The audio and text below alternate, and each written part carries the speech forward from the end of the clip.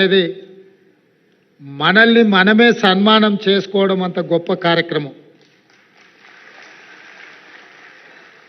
అదేవిధంగా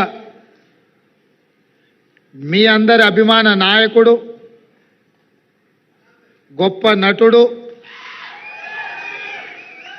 పున్నమి నాగు సినిమాలో నటనలో a commitment ఉండేనో Uyyalawada Narasimha Reddy cinema సందర్భంగా చేసిన నటనలో అదే కమిట్మెంట్. అంటే వారికి సినీ రంగంలో తొలినాళ్లలో అవకాశం వచ్చినప్పుడు ఈ అవకాశాన్ని జారవిడ్చుకోకూడదు, ఈ అవకాశం ద్వారా పైకి వెదగాలని, ఇండస్ట్రీలో నిలదొక్కుకోవాలని ఏ కన్విక్షన్తో కమిట్మెంట్తో వారు తన వృత్తిని చాలా గౌరవప్రదంగా కొనసాగించారు. 46 సంవత్సరాల తర్వాత కూడా నటనలో వారి తపన ఈ రోజుకు అదే స్థాయిలో కనిపిస్తుంది.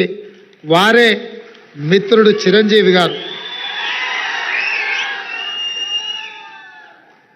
నేను చాలామంది నటులు నాకు చాలామంది తెలుసు, ఎందుకంటే చాలా సంవత్సరాల నుంచి ఈ ప్రాంతంలోనే ఉండడం వల్ల 2 సినిమాలు 3 సినిమాలు హిట్ కాగానే ఇంకా వాళ్ళంత గొప్ప నటులు లేరని, వాళ్ళకి ఎవరు పోటీకి రారని భావిస్తుంటారు. కానీ 150 పైచిలకు సినిమాలలో గొప్పగా రాణించి జాతీయ స్థాయిలో అంతర్జాతీయ స్థాయిలో గుర్తింపు పొందిన చిరంజీవి గారిలో ఈ రోజుకు ఆ కమిట్మెంట్ ఉంది. ఆ కమిట్మెంటే వారిని ఇంత గొప్పగా రాణించే అవకాశం కల్పించింది. అలాంటి వారిని మా రాష్ట్ర ప్రభుత్వం సన్మానం చేయడం అనేది మా బాధ్యతగా మేము భావిస్తున్నాం. అదేవిధంగా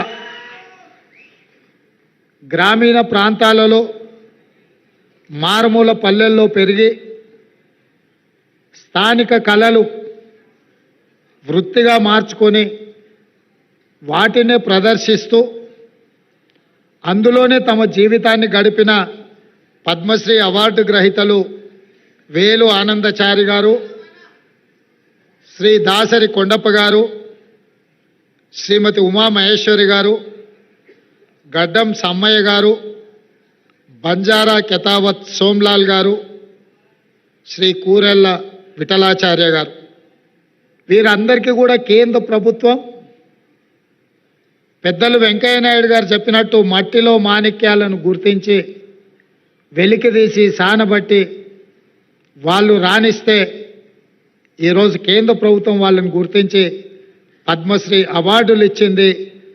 మన వాళ్ళను, మనలో ఒకరిని కేంద్ర ప్రభుత్వం గుర్తించి పద్మశ్రీ అవార్డులు ఇచ్చినప్పుడు మీ అందరి సమక్షంలో వాళ్ళని సన్మానం చేయడం రాష్ట్ర ప్రభుత్వం బాధ్యతగా భావించి ఈరోజు ఈ కార్యక్రమాన్ని ఏర్పాటు చేయడం జరిగింది.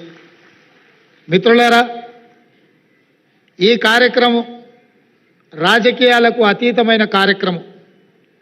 ఈ కార్యక్రమం ఒక మంచి సాంప్రదాయాన్ని నెలకొల్పడానికి మా ప్రభుత్వం చేస్తున్న ప్రయత్నం. తెలుగువాడు ఎక్కడున్నా మనవాడే, ఏ ప్రాంతంలో ఉన్నా మనవాడే. ఈ దేశంలో హిందీ భాష తర్వాత అత్యధికంగా మాట్లాడుకునే భాష తెలుగు భాష. దేశంలో 2వ భాష అత్యధికంగా మాట్లాడుకునే భాష తెలుగు భాష. ఇవాళ మన భాష అంతరించిపోతుందేమన్న అనుమానం వస్తున్న సందర్భం. మన కవులు, కళాకారులు గ్రామీణ ప్రాంతాలలో సాంప్రదాయబద్ధమైన ఈ వృత్తులను వదిలేస్తే చరిత్రలో కనుమరుగవుతుంది. ఇట్లాంటి కవులను, కళాకారులను, వివిధ రంగాలలో రాణించిన వాళ్ళను రాష్ట్ర కేంద్ర ప్రభుత్వాలు గుర్తించి గౌరవించి వాళ్ళకి ఈ రకమైన అవార్డులు ఇవ్వాల్సిన బాధ్యత, ఆ సాంప్రదాయాన్ని కొనసాగించాల్సిన బాధ్యత ఎన్నికైన ప్రభుత్వాల మీద ఉన్నదని నేను భావిస్తూ ఈ సాంప్రదాయాన్ని కొనసాగించాలి.